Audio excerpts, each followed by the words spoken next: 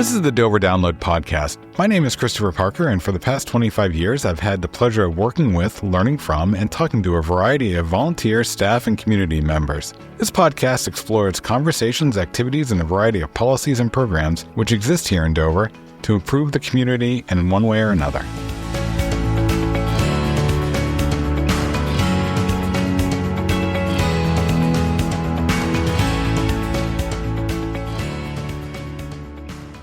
We're going to round out our series on the Cochecho River we've been having with George McLaris by adding Dana Lynch to the mix. In our last podcast, George mentioned a chance meeting with Dana in 1985 and thought it would be good to have him back and have Dana join us and talk about what it was like to get waterfront redevelopment really underway in the early 1990s. Gentlemen, welcome. Thank you. Yeah, thanks for having us. So George, as I recall, in the early 90s, you were the mayor. That's correct, yeah. As the mayor, what were you thinking about the waterfront? I know you personally had your background with the waterfront, but where did you see the waterfront as a mayor? It all stems from my father and my uncle wanting to do something about changing the dynamic of the river. My father just wanted to see the river developed. He thought it was an asset that was underutilized by the city. First of all, it was a forgotten resource, but they had all passed away in the late 70s and the mid 80s. So when I became mayor in 1990, I had decided that it was time that we really take a serious look at whether or not this was going to work or not. Now, the interesting part about all this is when we had the urban renewal project here in Dover in the 1970s, Main Street and the waterfront was actually one of the areas they looked at doing first. Okay. Before we did Chestnut Street and First Street, Orchard Street, Walden Street, they talked about doing Main Street, that side of town, around the mills. And they decided that they would do that next. Well, next. 30 years later. Yeah, never came about. Next didn't happen. So when I was on the council, I convinced the council that we should form a waterfront task force, which was the first official act of the city to study the waterfront and get some input from the community as to what they want to see and not see. So that started in 1990, and I had first proposed, believe it or not, a tax increment financing district back then to help support the construction of the infrastructure there so that the whole taxpayers of all of Dover wouldn't have to pay for it, that the developments pay for it over time. Well, it's a good thing you're the chair of our Waterfront Tax Increment Finance District. Yeah, right. And so, I proposed it back then. First of all, half the people didn't understand it. And the other half really didn't want it. They thought it was like voodoo economics, for lack of a better term, but I proposed it. It didn't pass, but the task force got passed, along with our first parking commission. That had some fits and starts, because as soon as I left the council, they abolished the parking commission, and we didn't start one up till many years later with Scott. 2009, 10. Yeah. Took years later for that to happen, to start that back up. So anyway, back to the waterfront. So we had a task force, and the chamber got involved. And initially, the chamber was really hot and cold about doing the waterfront. They thought that the waterfront could become a competitor of businesses downtown. Okay. And they were not as... They were cautious. Yeah, they said, yeah, okay, this sounds like a great idea, but behind the scenes, they were really saying, we don't want any more competition for the downtown. They thought it would provide an unfair competitive edge for the existing businesses. So Dana, was it through the chamber or was it elsewise that you got involved? Because you were on that committee that George formed, correct? Yeah. So I had moved to Dover in the early 80s, and my business partner and I started our firm in 1985 as civil engineers and land surveyors. And my partner and I had always felt that as civil engineers, we had an obligation to be involved in the community, to offer our expertise where we could, and to participate so that projects, whatever they might be, would come from basically a place of good, well thought out, detailed projects. We did it for two reasons. One was altruistic. The other one was basically that afforded us the ability to not do any advertising because everybody would be talking about us. Yeah. We'd be involved. So I got involved in the Chamber of Commerce. The first event that I went to with the Chamber of Commerce involved the opening of the mills, the Renaissance ball that they had in the mills. And I was told, you need to go to that. by one of my clients. So I could ill afford it, but I rented a tuxedo and bought my wife a dress. And we went to the event and just immediately became immersed in the community and all of the activities that were going on. And we learned a lot about where Dover had been the prior 10 or 15 years and where it wanted to go. So later on, fast forward a few years to 1990, as a member of the Chamber of Commerce, again, one of my clients came to me and said, would you be interested in being involved in this new task force that we've just created? And I said, sure, that sounds like fun. So basically, it kind of grew from there. And when I went to the first meeting, there's a lot of very knowledgeable people sitting around the table, and we kind of had an organizational meeting. And I forgot to raise my hand, so they made me chairman, and the rest is history. So at that time, was the vision more urban? Was it more industrial? Was it more mixed use? What were people thinking at that time? It was, I think, more mixed use. The prior Pacific Mills study and the 1988 master plan both kind of pointed to a mixed use down there, and somehow prioritizing public access to the water and use of the waterfront to its highest and best use. So, George, did you empower the committee and then walk away, or was the council actively involved in the committee? No, the council was actively involved to the extent that we would make suggestions about what we ought to do. Eventually someone said, well, you should have a charrette and invite professionals in and, business leaders and see what kind of ideas they had. But there was some fundamentals that we wanted to see occur. Dana's accurate. We wanted to see a mixed-use project. We wanted it to complement the mills, complement the downtown, not necessarily compete with it. Right. And that was I'll tell you, at the time, everybody was just so concerned about creating this unfair competitive edge. At the same time, we had closed down the Pease Air Force Base. So people were very concerned about what was going to happen. There was going to be a big sucking sound out of Dover. So the businesses here were very, very concerned about that. So between doing something in the waterfront and the closing of Pease, a lot of the business people that ran businesses here, employers, were very concerned, as you can understand that. But I think the vision always was for a mixed use type of development, a new urbanization that was going on around the country at the time. People were slow to embrace that. Even though when you go back in our history, our downtown was a mixed use. We had people living upstairs, second and third stories, but they always perceived that as poverty. Right. And those generations prior to ours just looked at it as poverty, so they didn't want to create more poverty. Once the task force made its recommendation to the city council, it was well received. I think it was accepted by the city council. It was rather vague in some aspects because there was not a consensus.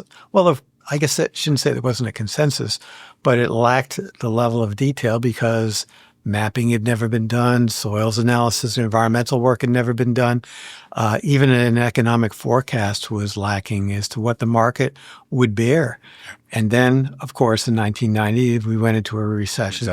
And the thing got put on the back burner, rightfully so, in my humble opinion. And the city realigned its focus on things such as Enterprise Park, a more industrial base in the remoter areas of the city. So that was fine. And it sat for 3-4 years with not much activity focused really on the waterfront. So if memory serves, mid-90s, like 94, there was Riverfest, and there was the gestation of the charrette was around then, right? Yeah, actually, to back up a step or two, the chamber and the city reinvigorated, created I forgot what they called it. It wasn't a task force, but basically a waterfront committee. It involved a lot more chamber input. There was the director of the chamber at that point in time was very active in the political scene and wanted the chamber to be a proponent of the waterfront redevelopment, which was a little bit of a change of attitude. And this was Jack Story? No, Robin Comstock. Oh, Robin Comstock. Yeah. So that coupled with the fact that the city was able to obtain a coastal grant for renovating Henry Law Park. That energy coupled together basically created this enthusiasm, and it was a great idea to kind of use Henry Law Park, as one member of the committee used to say, as the fuse to ignite the waterfront. And Henry Law Park became a way for the chamber to involve all the businesses. So the businesses were donating benches, bricks, blocks. Everybody in the community was being It's the Riverwalk. just the river There, walk. yeah. Yeah. And not really anything was happening at this point other than we were getting a new sewage treatment plant built. Woohoo. But the public works facility was still down there. So we were Cycling center was still there. Yeah, everything that the city was doing to occupy the site was pretty much intact, but we were creating some focus on the waterfront. And that in 1994 and 95 got incorporated into a long-range planning effort, which led to the charrette. Gotcha. And the charrette was organized by people like Jack Meddy, and he helped us bring in consultants, and we created this 3-day weekend, basically bringing in consultants from all around the country and brainstorming with public input. We had a gathering in the assembly hall at City Hall. The fire department was there. I remember the police were there. Lots of public input was involved, and basically came forward with some recommendations, which then were codified, if you will, or put to writing in the form of a charrette report in 1996. So it kind of started to grow. It started to get some traction, which was kind of exciting. The thing that was lacking, again, was the commitment that the city needed to make financially. Right. And it was tough to legitimize that commitment based on the economics that were in place at that point in time.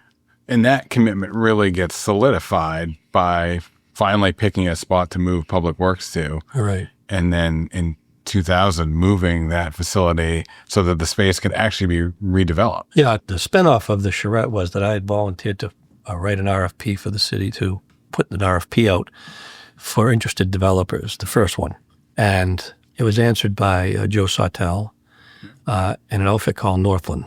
And Northland was the second largest residential developer in the country at the time.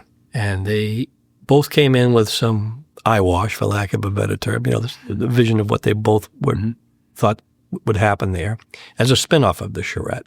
So capitalizing on the interest that had been generated. Right, because Joe Sawtelle at the time owned both mills. Yeah. So it was in his financial interest to, it was in his backyard. It was in his back, yeah. And I had worked with Joe and with Joe and Northland to come up with a parking plan that would work. But anyway, at the end of that RFP, eventually went out by the city put it out with Beth Thompson, who was our economic development director at the time. We put it out. Northland and Sawtelle responded. And then because Northland was so big, I'd convinced Joe that we ought to just partner with Northland instead of butting heads. Consolidate efforts. Right, consolidate the effort back and forth. So we all got put our weight behind Northland's plan. But the council rejected it because they still are in the process of trying to figure out how they were going to pay for public works.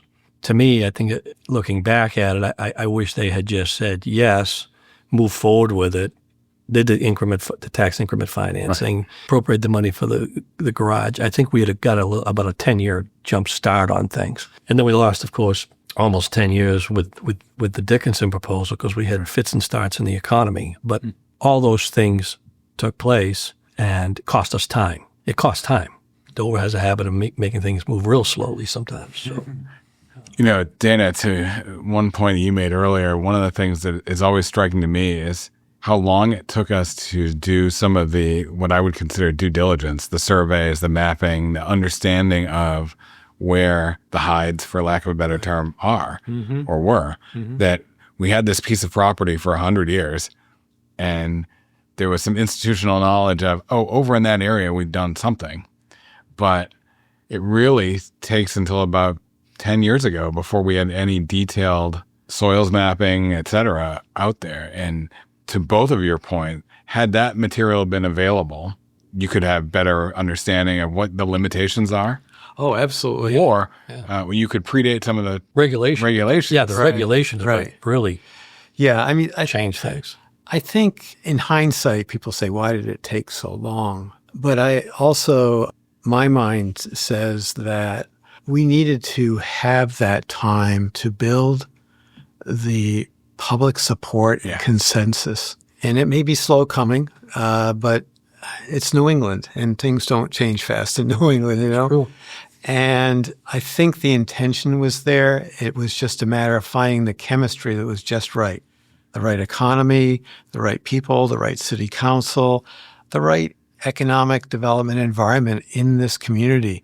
And it had to mature and get to the point where it could be easily supported, because a lot of these things are expensive. I don't doubt that there was a lot of thought and hand-wringing about undertaking some of these mapping studies, some of the soil investigations, and working through all of the nuances, because a developer, a smart developer, is not going to buy the land blindly. Right. And we now know why. Right. And for us to think that they would was rather naive. And to George's point about working with Dickinson, which was the developer selected in 2005. Yeah. Yeah, maybe. Yeah, 5-6. Yeah. And as a result of the Great Recession in 2008 through 10, they hung on until 2014. But looking back, to your point, Dana, it's amazing that they agreed to the deal they agreed to, because they were doing all the infrastructure, all of the what ifs, doing them. We were basically saying, here's a piece of land, Right. Invest, and we'll see at the end of at the ribbon cutting. Yeah. It would have been pretty amazing for that to fully flesh out. I also would think, and you and I were down there recently, the park that we're going to end up with, the public space, the space that George and I have talked about, there's a lot of activation opportunity there, but it's an amazing addition to the community. And I think, to the point you both made about buy-in and community activity, we're going to end up with a much better space than I think we would have had 30 years ago. I agree. I think that the thought that's gone into this is very much at the forefront. And all along the way, we took great pride in the fact that virtually every meeting where decisions were made about what the waterfront would look like and how it would be developed were all public meetings. I mean, I'm going to guess thousands of public meetings were held on this. So it was good because it allowed us to go forward to the point we are now with confidence that we were doing the best possible job to address public input and at the same time come up with a project that a developer could build and could make successful. Because the last thing we want to do is just build something and cross our fingers that it will happen. I saw that. I was fortunate enough to take a trip down to San Antonio again in the mid-'90s and talked to one of the public officials down there. And he says, this Riverwalk had a rough start. We started this in the 30s. Okay. So, and right off the bat, I'm feeling a little bit better. Right. But they built something down there that ended up being virtually a slum for years and years and years before the rest of the downtown economy would become vibrant enough to create San Antonio as a draw. Yep. I mean, you wouldn't hear anybody in the 40s saying, hey, let's take a trip to San Antonio. So the time had to pass to allow the brew to mellow, so to speak. So, George, when you are at the marina today and you look across, can you believe it? Well, in some respects, I have some disbelief. I never thought, for years, I never thought it would ever happen, simply because of the fits and starts that we had over so many decades. I'm pleased that it's happened. I think it's in our long-term interest as a community. When I look at it, I sit back and go, wow, it mirrors the mills in some respects, which I always thought was a good plan for the land there. But I guess for me, I have mixed emotions with it because it's been so long. It's taken so long. Because when you sit, I grew up on Cochecho Street. So when you look at a piece of land for, 60 years, that's a long time. Yeah.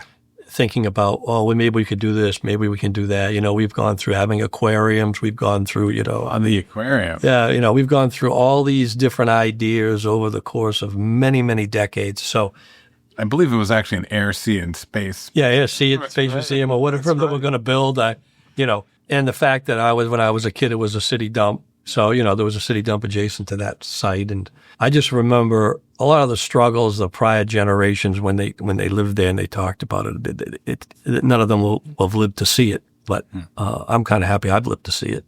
It's interesting. It's going to change the dynamic of that entire, not only the Lower Henry Law Avenue, but it's going to change the dynamic for Main Street, Portland Street, Portland Avenue, Cochecho Street. I really think, we've talked about this before, I think it is going to hone in on what you both chatted about earlier today, which is it's not eclipsing downtown, it's expanding downtown, it's creating an adjacent neighborhood as opposed to saying, ignore what's across the bridge, come here.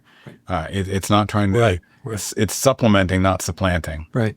And I think that bridge that was built in 2010 was a very significant event from the standpoint we originally had a pedestrian bridge, which was very quaint, but was not going to be the long-term solution. Right. And again, that was to draw attention, I think, more than anything else to the waterfront. But that the Macomb Bridge proved that there was going to be a linkage between the existing downtown and the future waterfront. And they can work very well together, very well together. I mean, businesses thrive when there are people within walking distance. And now there are going to be many people within walking distance. And I think it's going to be a great asset to the city. I have to say, when we had the groundbreaking, what was it, 2 years ago? June of 2023. Yeah, I kind of welled up. I just couldn't believe we were doing this. I really, it was just amazing to think of the tens and thousands of hours that everybody, city councilors, The two of you alone. well, city officials who, you included, who made sure that the right facts and the right energy and the right choreography happened. It's one thing to volunteer your time and work on the conceptual stuff and run meetings, but when you really have to work on the day-to-day minutia, it's amazing how much time and energy has gone into this. But I think it's reflected in the final product. I would agree. And the only thing I would demur on is I am a caretaker at the end. It was Steve Bird. He really was the planner involved from 97 on. Yes. That we would not even be close without the volunteers and without Steve's efforts. Yeah. And I look forward to seeing his face on the ribbon cutting. Yes. Because he is integral, just as you two and just as Jack Meddy and Jack Buckley and others that have provided a lot of rah-rah over the years. Yeah. Steve, to me, we wouldn't be here at all. Yeah. There's been a lot of folks with a lot of effort over many, many years that have allowed this to occur. And I also think that, if people really understood the fact that 98% of the downtown was developed, and of the 2% that was left, right, 85% of that lies in the waterfront. So unless you have some idea of going into existing residential neighborhoods and tearing them all down, your downtown is pretty much a fixed asset, with very little room to move unless you get into some of that creative destruction. Now, Portsmouth went through a lot of that creative destruction. They tore down a bunch of neighborhoods up, where the Marshall Mall is, and that area up there. They tore down a lot of housing, but you have to have an economy to support that. Right. We were always just a step behind what was happening with Portsmouth and the Seacoast, because we're just a bit inland. Mm-hmm. But I think we've got the economy here now, and as long as that continues to, stay where it is, because we've been through these cycles before, Dana, as you know, in your business, you know that. Right, right. Well, as we wrap up, I want to thank you both for coming in and look forward, as we said, to the ribbon cutting and having you both there. Any last things you want to make sure we get the listener to know? I would just like to thank everybody in the city of Dover for their patience. And I am proud to be a part of this community and the perseverance that it has demonstrated through the years. But I think it will be well placed. Good. Yeah. Good. That's a great sentiment. George, thank you for doing this series with us. It's been a fun series. I know it started up as a one-off, let's just chat a little, and now we're on our 4th episode. So thank you very much for being appreciate that. And I certainly appreciate the efforts of so many folks over the years that have tried to bring the waterfront back to its vibrancy as it was back in the 1800s. Have a great day. Thank you. Yeah, thank you. Thanks for listening to the Dover Download this week. If you like what you heard, subscribe through your favorite podcast aggregator. And if you have something you want to hear a topic on, let us know. Finally, this is just one of the many ways we share information about the city of Dover. You can subscribe to the Dover Downloads email newsletter every week or other newsletters that we have by going to the City of Dover homepage, www.dover.nh.gov. Have a great week.